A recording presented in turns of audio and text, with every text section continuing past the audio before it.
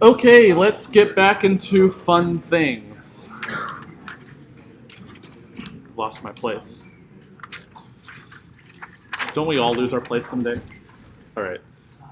Any questions on like how NFAs work or anything like that? Or do you have any random questions? Yeah.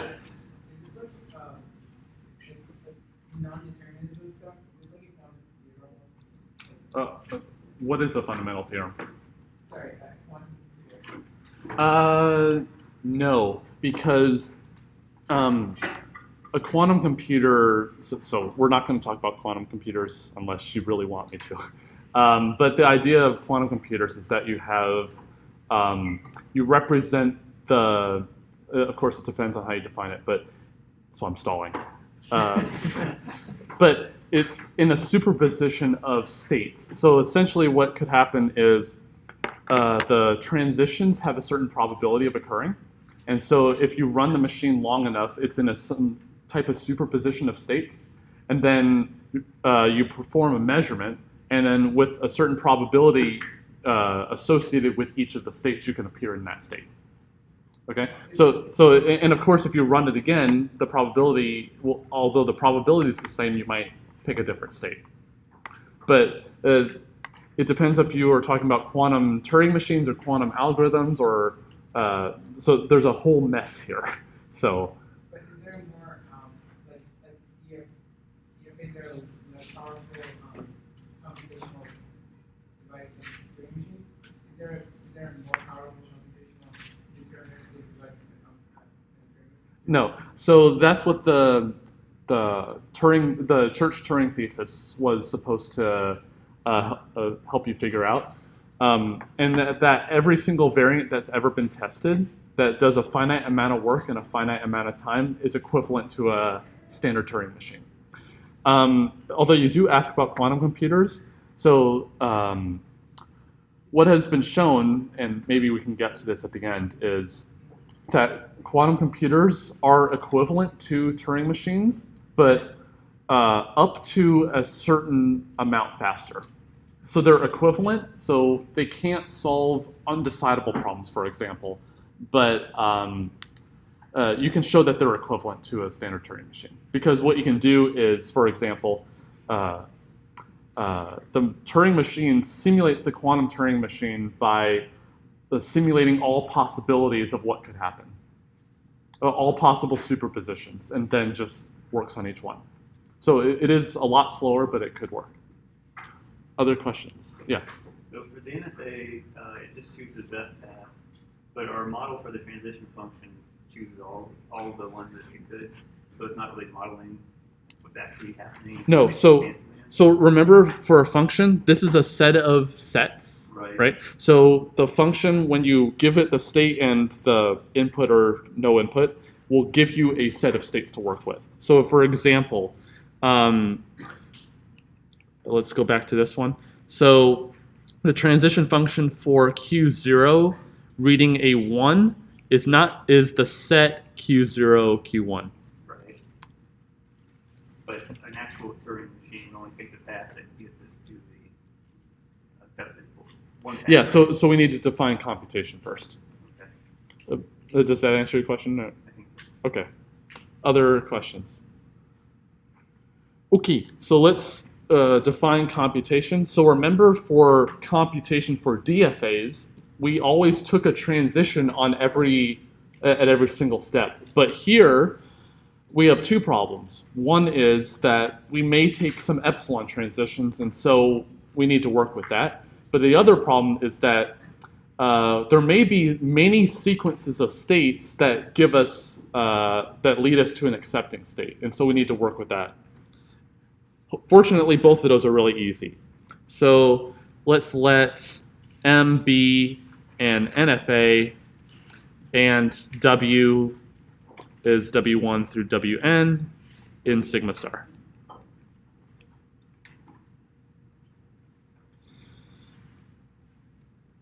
But now what we're going to have is that each, instead of Wi being a single character, we're going to now allow each of these WIs to be a single character or the empty string. So these are basically going to record the transitions that we take, either the reading transitions or the epsilon transitions.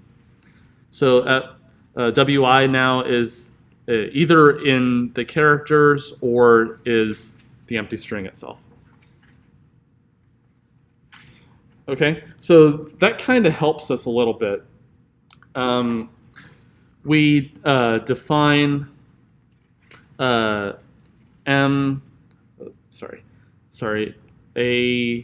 computation of M on W is, so now we need to define the sequence of states that we go through, just like we did with DFA. So for DFA, how many states am I going to go through? N plus 1, right?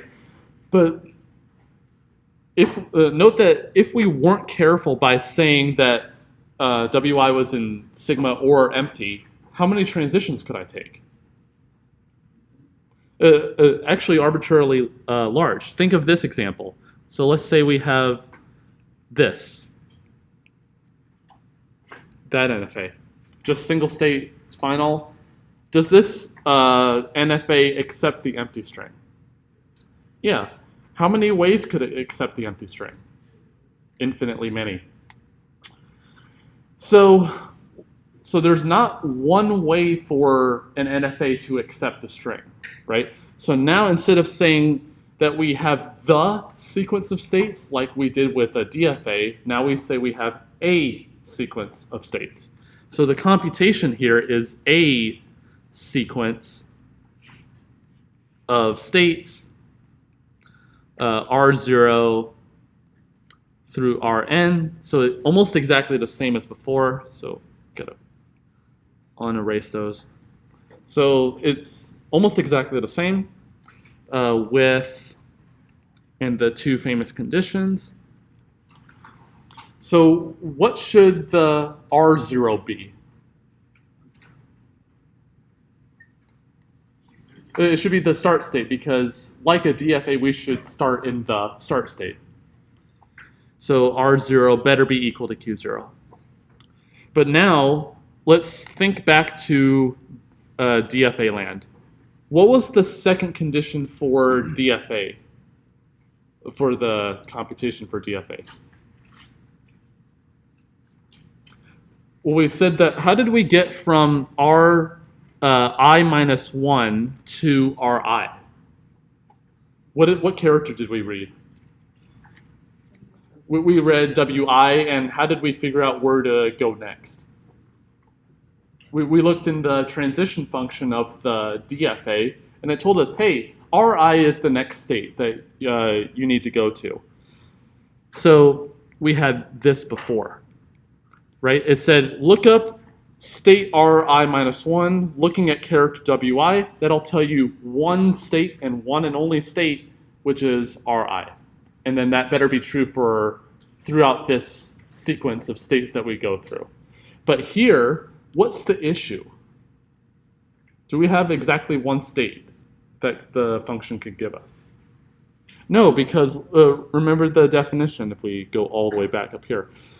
We had this, right? Which means that we can go to any sequence, any set of states instead of just one particular state. So we definitely have that we go from I minus 1 and we're reading Wi, whether it's input character or the empty string, but is it equal to this time? Well, could a single state be equal to a set of states? No. So, but what better be true? Should Ri be in this set of states? Yeah. So we're going to put that it's in this set of states. Well, think about it for a second. If we look back here, so let's restore what I had before. Well, suppose that we were simulating that string ABA again. Well, could I I'm going to go from Q0 to Q1, reading the A, and then instantaneously jump to Q3? Is that allowed? Is there a transition defined between Q1 and Q3 I could take? No. So that's exactly what we're working with here. We're saying that whatever set of states you can go to, you better go to one of those. You better not go to any others. Okay? Does that make sense? If I'm going too fast, tell me to stop. There's something that could really help is if you need a minute breather, you can always ask for that. So don't ask that 20 times in a lecture, but if you need a minute breather, it's actually really helpful to do that. So do you want a minute breather to absorb that? Can you repeat that again? What was the that in that sentence? I don't know. So if you want a minute breather, then you can, unless it's before that. How about we do that and then we have a minute breather? Okay, so what am I saying here?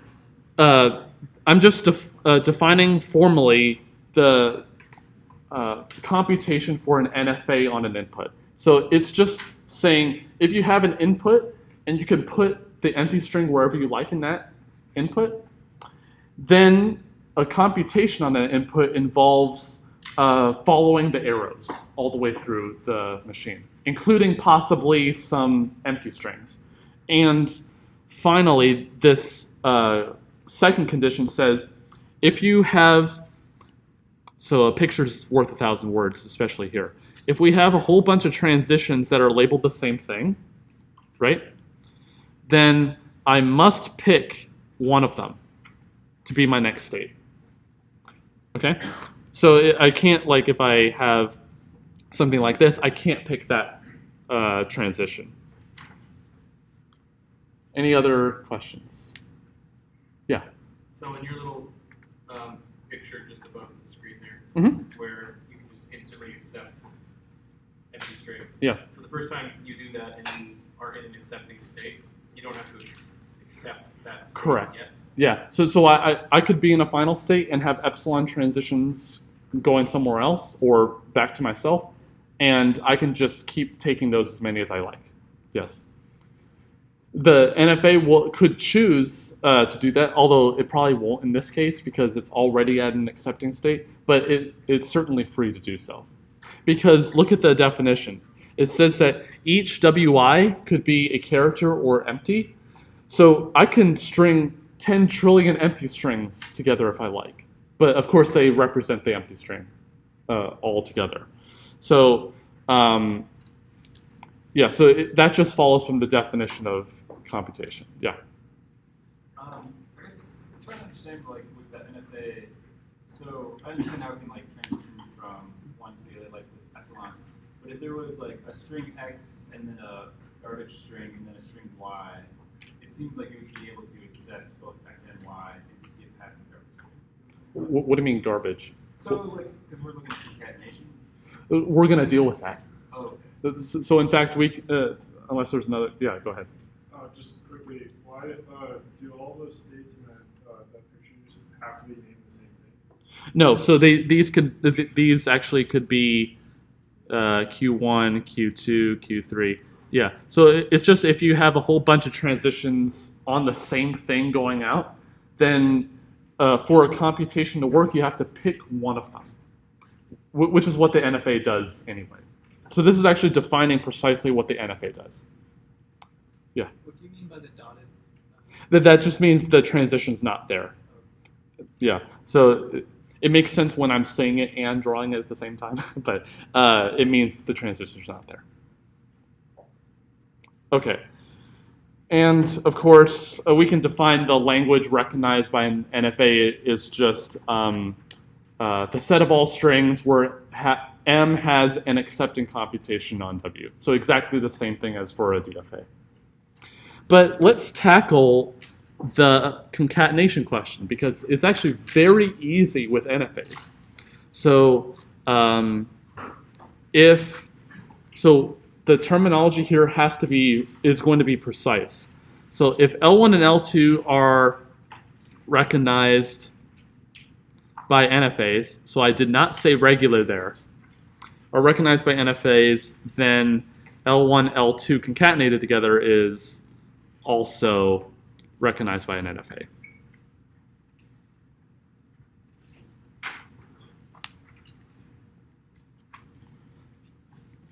Okay, so anyone have any idea how we could show that that's true? Well, let's see. Yeah, go ahead.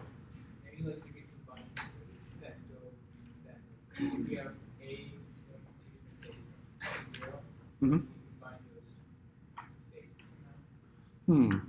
Well, let's see. Well, what does concatenation mean? It says pick a string out of the first language and concatenate it with a string out of the second language, right?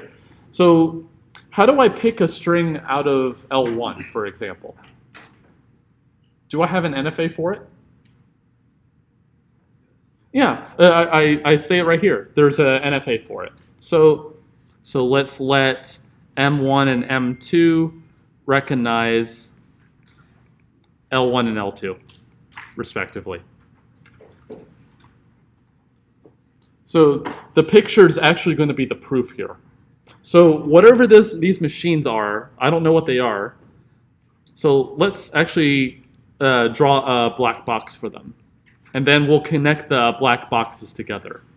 So whatever the machines are, I don't know what they look like, but I know that M1 and M2 both have a start state, and they may or may not have final states. But let's just assume without loss of generality that they have a final state.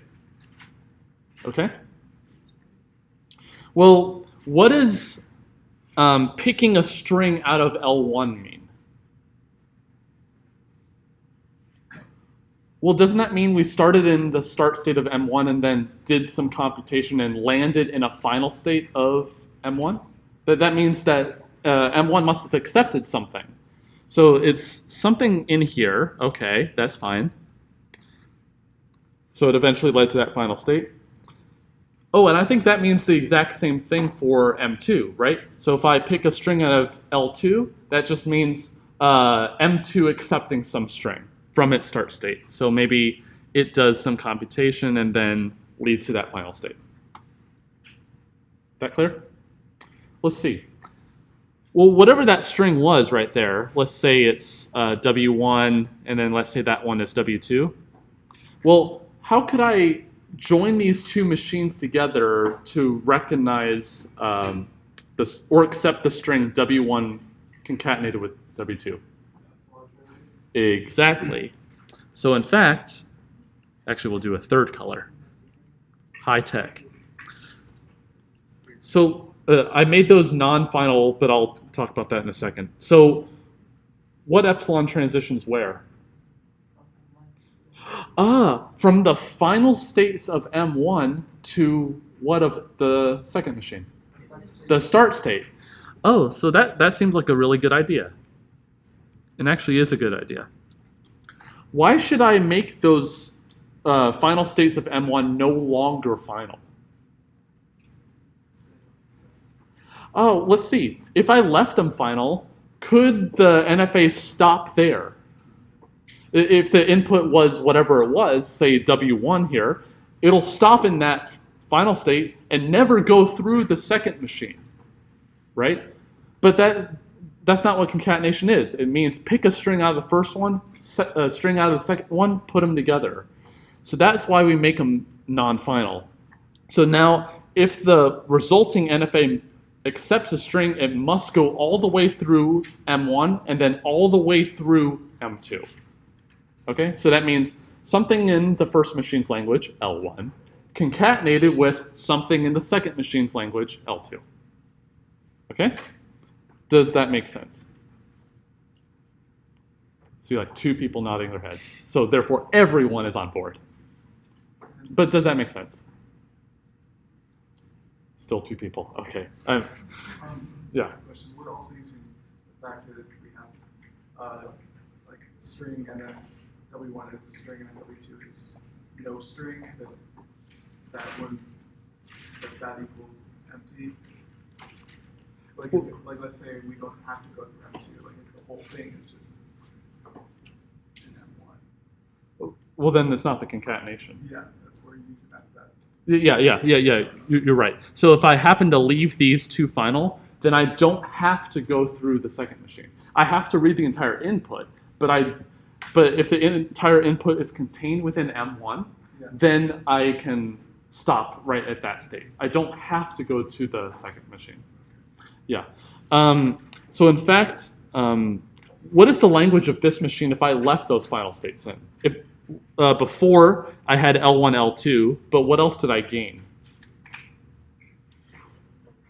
Well, everything in M1's language, right? So whatever M1 accepted before, then I definitely have now. So in fact, this has language L1, L2 concatenated union L1, because I get the strings that M1 accepted back if I left those final states in. Okay? So I don't think I'll ever test that type of thing, but it's just a good thing to figure out. Like, if I change this construction just a little bit, what would actually happen? So that's a useless tangent. Okay, but any questions on concatenation? So that's kind of cool. We can get concatenation. What about star? So if L1 recognized by NFA, then L1 star recognized by NFA. So let's do the M1 construction again. Okay. Well, what does star mean?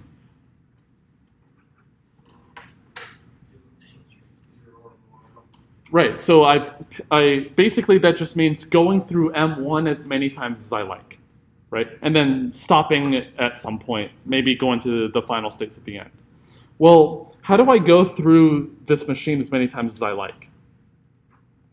Well, I pick a string out of M1's language, which means I went through the machine and ended up in a final state. So one of those two states at the end. So how do I go back to the front? Epsilon transitions. So what I'm going to show you is not correct, but it seems correct, and I want you to tell me why it isn't. So it seems like a great idea. Why is this not a good idea? No. I can continue as many times as I like, right? The machine could choose, hey, if I ended up in this final state, I can go in again, right? It has the choice to do that. Yeah, go ahead.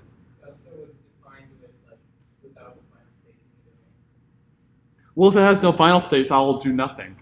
And so that's actually a great question. And it leads me to the one I wanted to ask. What string is in every language star? The empty string. Does this necessarily accept the empty string? No. Well, in fact, if we wanted to make it accept the empty string, what should we do? Well, I'll get to that, but one way we can do it is make this start state final, right? But did I just change the language of the machine potentially? Yeah. In fact, if we have something like this, and if I didn't, and there was no other transition from the start state on input A, then if it was like this before, then I wouldn't accept, for example, AA. But if I added this final state in there, now I've accepted it, whereas the original machine didn't. So in fact, I might change the language by doing this because I need to have the empty string in there. And the start state might not accept the empty string. So what's a better idea? Add a new start state. So let's put the old one there in a new color. Let's put a new start state, but it better be final because I need to have I want to avoid that issue with the original start state being non-final. And so what do we do with this new start state? Well, yeah, we epsilon our way in, right?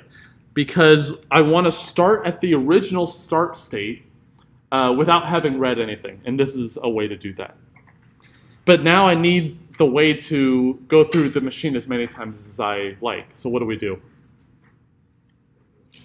So you can actually do two things here. You can either, I like going out to the new start state, but in this case, you can actually go to the original start state for these epsilon transitions. Either one's okay. The reason I like this one more is that we're modifying the original machine as little as possible. But if we went back to the original start state, it seems like we're going into the machine, and I don't want to mess with it if I don't have to. So in fact, the languages of NFAs are closed under concatenation and star. Yeah? I guess I don't understand why I wouldn't be able to just stop in that first start state. I could. Was it a faulty? I could, but I can't accept an input unless I've read it all. If I have the empty string to start with, yeah, I could stop in that start state, the new one. But if I had anything non-empty, then I can't stop there.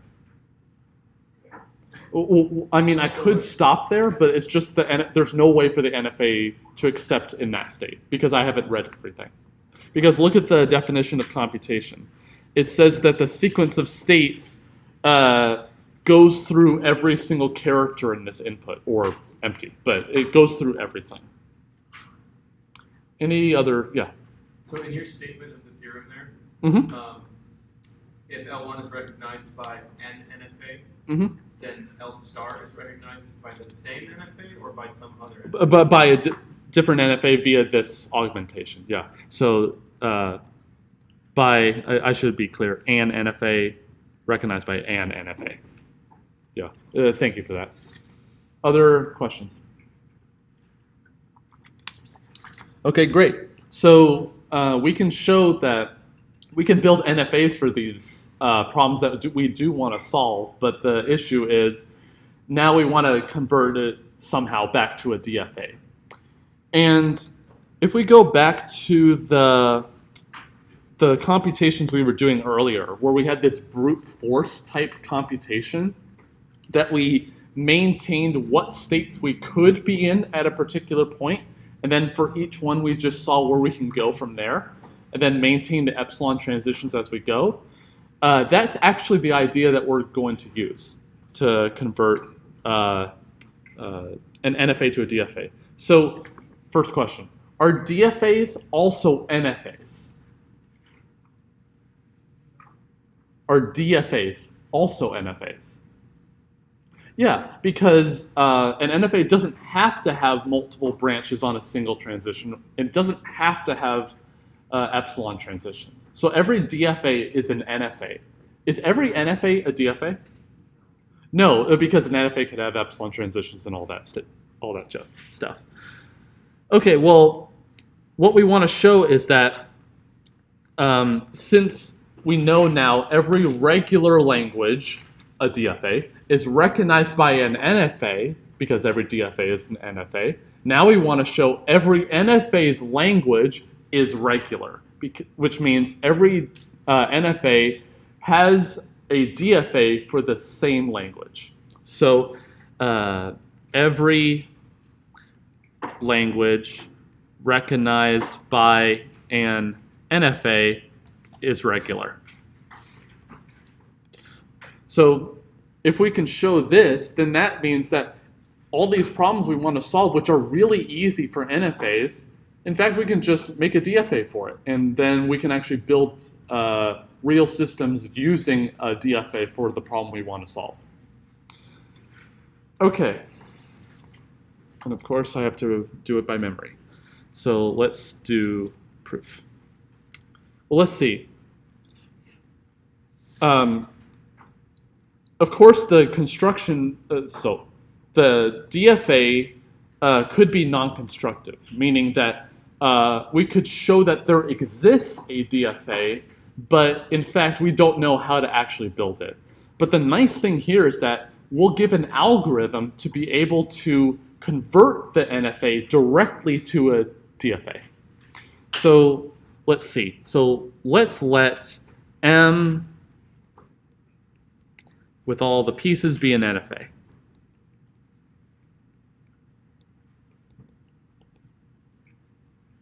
And of course, we want to build a DFA for it. Hold on to your hats. Because the notation is quite verbose here, but we'll do an example and it'll make much more sense. So let's see.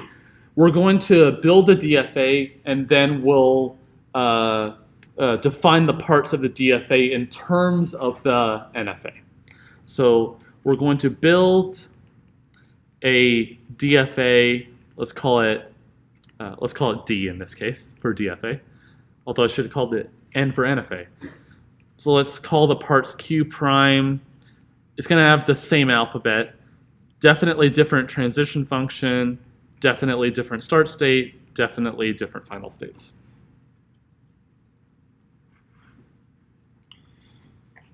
Okay. Well, let's go back to the picture that we had before. From this Q0, is that a subset of the states? Yeah, it seems like a subset of states. And when we read this A right here, it went to a different subset of states, right? Well, let's see. If I start in Q0, like if I'm the only state I could be in right now is Q0, and I read an A, will I go to a different subset than that one, or will I always go to that subset? I'll do the same thing, right? Because I'm maintaining all the possible ways I could move in the NFA. So what we're going to do is the DFA is going to have a state for each one of these subsets, and then we will relate the subsets to each other. So for example, in the DFA, a state which we'll call Q0, not exactly this, but will relate to a state called Q1, Q2, Q3. So we'll have a state for each of the subsets of the NFA, and then we'll relate the subsets to each other. Okay, and then of course we'll have something like this state on B will go to Q0, Q1, Q2, Q3. And then from there, I should draw the direction. And then the A from here will go back to that original Q1, Q2, Q3 because we ended on that. Okay, so in fact, we'll relate each of these subsets as a state, and then we'll connect the states together, depending on how the NFA works. Is the idea clear? Maybe not the details.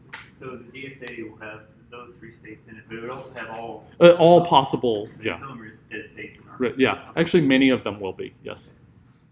Any other questions? Okay. So let's see. So we gotta define each of the pieces. So as I said, the DFA is going to have the subsets of states in the NFA. Well, how do we represent all possible subsets of the NFA states? Yeah, the power set of M's states, which is Q in this case. So power set of Q. So every possible subset, I might not need all of them, but I'm not going to make any assumptions. In fact, most of the time you won't need all of them, and we'll do an example where you don't need them all, but it helps to just put them all in there to make it nice and neat. So I'm going to avoid the transition function for now and put it next, I guess. Let's see. What is the start state? What are states in this DFA representing in the NFA? The subsets of states. So Q0 primed, should it be a set of states in the NFA? Yeah, it's a subset of states. So I'm going to leave a little bit of room because we're going to come back to this. But I'm going to get the basic idea first. So we're going to first handle this without epsilon transitions. So ignore epsilon transitions for a second. Okay, so that's fine. Well, let's see. The transition function. What does the transition function of a DFA take as input? In general, a state and a input character, and what does it give me? A state. What are states in this DFA representing in the NFA?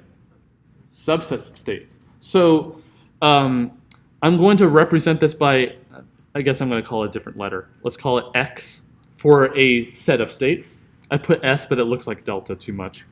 And a symbol. Okay, let's see. How did we actually figure out, okay, I have all of these states I could be in. How do I figure out where I can go on A, on each one? Well, I look at each one in turn and I say, okay, yeah, the NFA tells me to go here, here, here. This one tells me to go here, here, here. This one doesn't tell me to go anywhere. This one also tells me to not go anywhere. So what did we do with all those results at the end? Well, we put them all together, right? So how do you put, so each one is a set because each one is the result of the NFA's transition function. So how do you put a whole bunch of sets together? Union. So what are we unioning over? Well, let's see. We're going to do some kind of union, right? Well, we're looking at each of the states in X here. So if, for example, if X happened to be Q1, Q2, Q3, like in the last example, we would see where could we go from Q1 on A, then where could we go from Q2 on A, then Q3 on A, and then just put all those results together. Okay? So then we look at each of these. So let's call these each of the states little x. And so let's say that I'm just looking at Q1 right now. How can I figure out where the NFA goes on from little x on input A? So this should be delta prime, sorry. It should be the transition function of the NFA, right? The transition function of the NFA tells me, oh, you're in Q1 right now and reading A. Here's the set of states you could reach via that character. So in fact, we're going to just look in delta, the transition function of the NFA, look at the little x character, the state and the input symbol. That tells me the set of states I can reach using that pair. And then just look at each one of the things in X, put everything together. So that's exactly what we were doing before, but it's just handling it in a general case. So like, for example, if we go back here, we were looking at where Q1 went on input B, then we looked at where Q2 went on input B, and then where Q3 went on input B. In this case, Q3 didn't go anywhere. Okay, so that handles the transition function without epsilon transitions. How did we figure out at the very end what was a final state? Well, let's see. How did we determine that we should accept ABA at the very end here? Well, one of the states was a final state, right? Okay, well, let's see. Should this be a final state, this Q0 at the beginning? If I had the empty string, should I accept that for this NFA? No, why not? Is there a final state in this subset of states right here? No. Oh, so maybe what we could do is look at this, each of the states in turn, and if there's a final state from the NFA in any one of them, make that a final state. Because if I can reach that set of states, then there's a way to get to one of those final states, meaning I accept the input. So in fact, that's what we're going to do. So the final states here, remember, final states is a set of states always. But here, what we want to look at are all the subsets of states. So let's see. So every state in the DFA set of states, the DFA set of states. So I'm going to define it a little easier than what is usually done. So every state, and if that state has anything in common with the original final states of the NFA, then should I make Q final? Yeah, I should make it final. So how can I tell if two sets have anything in common? Intersection and then test against If it's empty, do they have anything in common? No, so I should check if it's not empty. Okay, so if Q intersect the original final states of the NFA, which is F in this case, is not empty.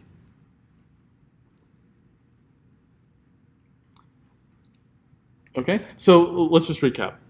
The DFA is going to relate places you can go in the NFA to other places that you could go in the NFA. The Q prime here looks at every possible set of states you could ever be in. Even if you can't reach any of them, it keeps track of all of them. Q0 primed is where you start in the NFA. The transition function says if you have a set of places you could be in, just look at each one, figure out where the NFA told you to go on each one of them, and then combine the results together to go to show where you could possibly go to. And then the final states are just the ones, if any of the states you could reach is originally a final state, then we should make this state final too, because if you can reach here, then you should be able to accept, which means make it final. Any questions on that? What do you mean about make it a final state? Put it in this set F prime. So make it a final state of the DFA. Is there something we forgot? Many of you are probably hoping that, yes. Actually, no. You're hoping that there's nothing left, but what did we forget? Yeah, go ahead. I actually have a question. Yeah. Why is it again that it can't equal to the empty set? Because if it's equal to empty, that means Q, the places you can reach in the NFA, and the set of final states of the NFA, there's nothing in common. Meaning, if you can reach Q and you have to stop there, there's no way you could possibly accept in the NFA, because those are the places you could reach in the NFA. So if it's not empty, then that means that there's something in common, that the things in common, you can actually reach there and accept the input. So that's why we make it non-empty. Remember back at our example, we made this this thing be, we said we accepted ABA because one of the computation paths led to an accepting state, which is Q3 in this case. And we didn't over here because none of the states there was a final state of the NFA before. Okay, does that make sense? The picture makes it a lot easier. So, okay, let's actually do an example. So we'll probably cover epsilon transitions next time, but let's actually do an example without epsilon transitions. So let's see. So let's do this.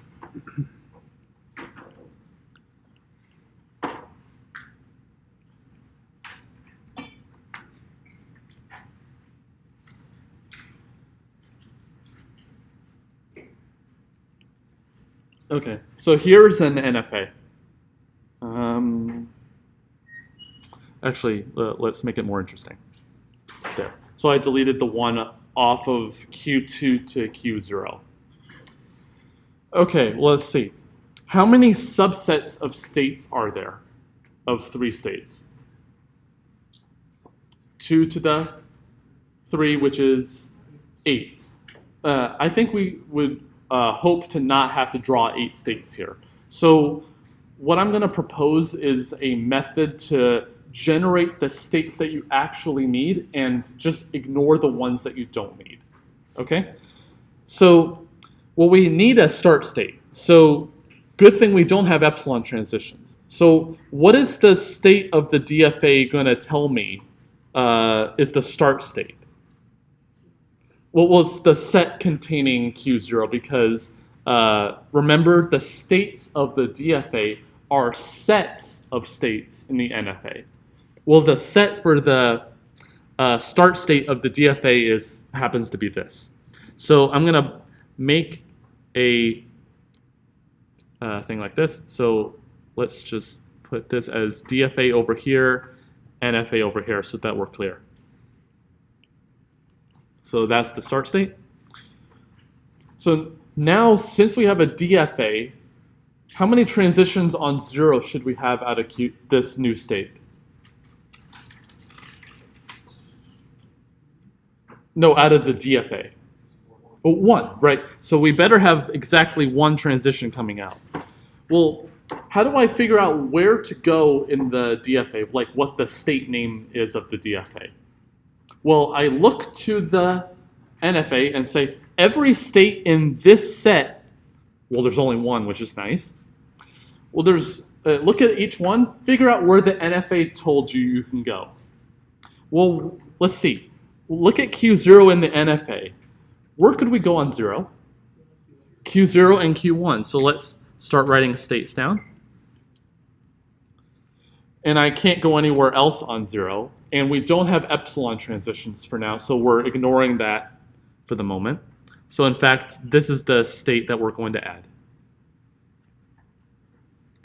And also, Q0 needs a transition on 1. Does Q0 in the NFA have a transition on 1? No. Where do I go? Well, let's see. What does the definition say? What did the original transition function tell me? It told me empty set, because the set of there are no states that you can go to, which is the set of no states, which is the empty set. Okay, well, the union of an empty set with an empty set is empty set. So in fact, we're going to have a state called the empty set here. And in fact, that's always going to be there in the formal definition because it says the power set of the states.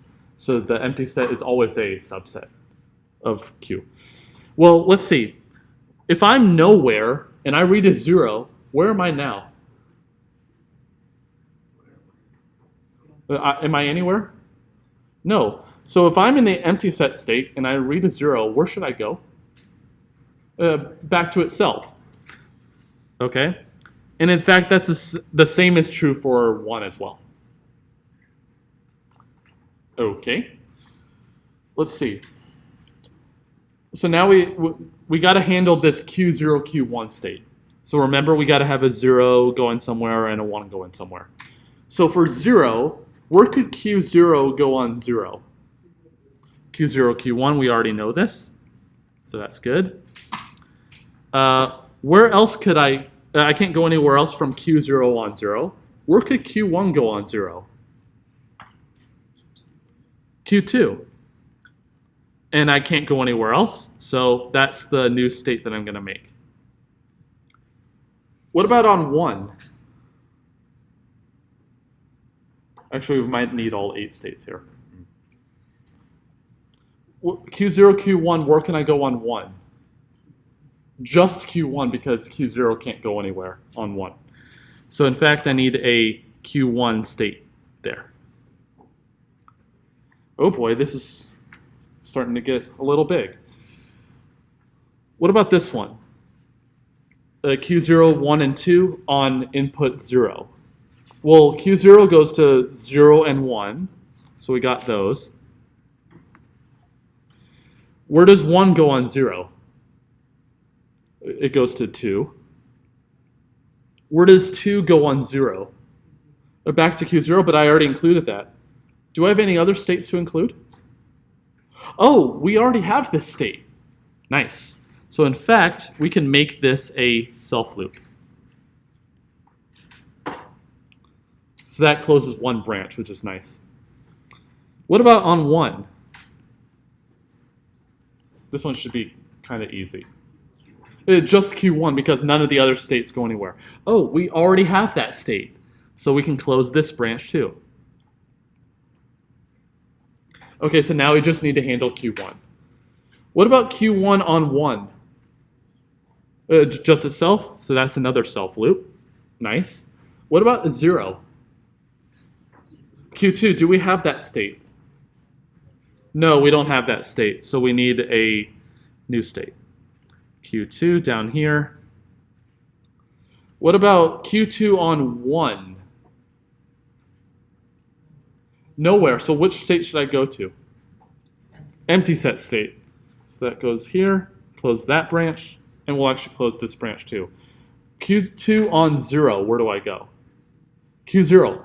Ah, I already have that state. So I just, yep, right there. Am I done building this DFA? Oh, final state. How do I figure out what's the final state? Oh, whatever has a Q2 in it. Oh, so should this state be a final state? No, because it doesn't have a Q2 in it.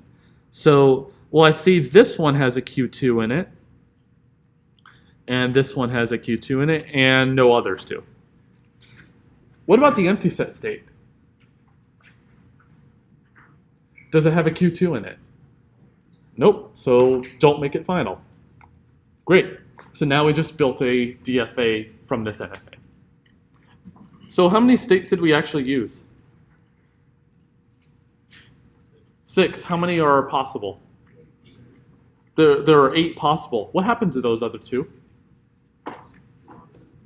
They're not reachable from the start state. So in fact, let's see, what are they? They are Q1 and Q2 is not possible, and Q0, Q2 is not possible. So it's not possible to be in those 2 states if you leave from the start state, which is kind of cool. So in fact, in general, you can actually avoid a lot of the states. But if you want to do it in a formal way, then in general, you might need all of them. And in fact, there are examples of NFAs where you do need all 2 to the n states. I still have 3 minutes. Is that enough? I'll start the definition. I told you I'm using every minute because I have fewer hours of lecture than a normal semester, so I need every minute I can. Well, what is the thing about this conversion that we are not working with? The epsilon transitions, right? So what was the idea behind the epsilon transition? So if we have like epsilon going out here and whatever. So let's say that, for example,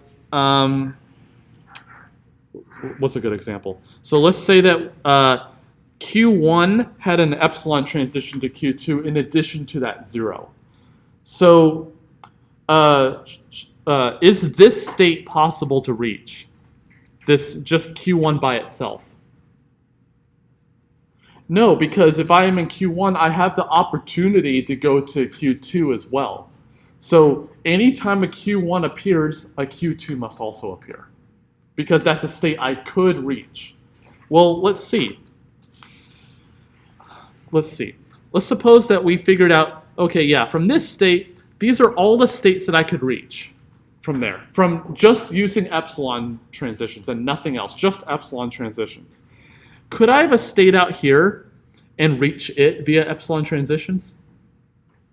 No. So in fact, what this thing is called is the epsilon closure of, well, if we give it a name, let's call it Q.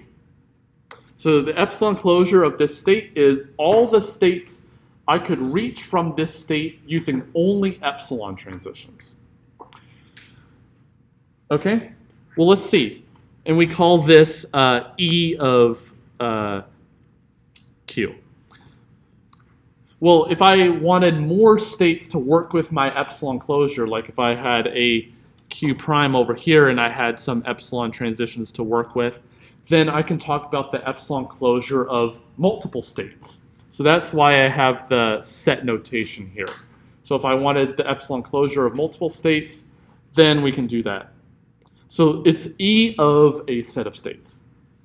Well, if we go back, how should we amend our definition for this DFA? What should the start state of the DFA now be? Well, from Q0 and anywhere else I can reach via only epsilon transitions. What is that called? Epsilon closure. So in fact, we need to put an E in front of here.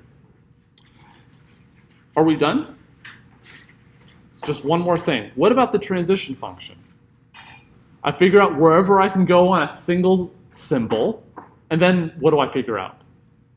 where else I can go via epsilon transitions. So in fact, I need to put an E over all this mess as well. And in fact, that handles epsilon transitions as well.